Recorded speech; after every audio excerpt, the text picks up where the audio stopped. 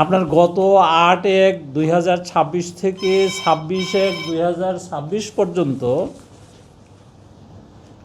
আমাদের ভ্রাম্যমাণ আদালত 128টি নির্বাচনী এলাকায় তারা কার্যক্রম পরিচালনা করে আচরণবিধি ভঙ্গ হয়েছে 144টা।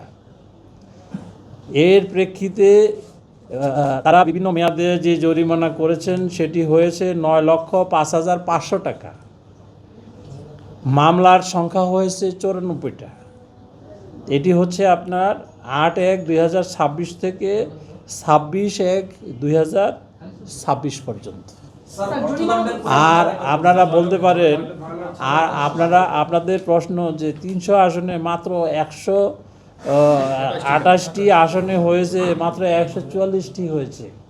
আপনারা জানেন প্রত্যেকটা নমিনেশন পেপারের সাথে দলীয় প্রধানের অঙ্গীকারনামা রয়েছে, প্রার্থীর অঙ্গীকারনামা রয়েছে। এই অঙ্গীকারনামার পরিপ্রেক্ষিতে প্রত্যেক রিটার্নিং অফিসার এই প্রার্থীদেরকে একত্র করে তাদেরকে অঙ্গীকার করিয়েছে।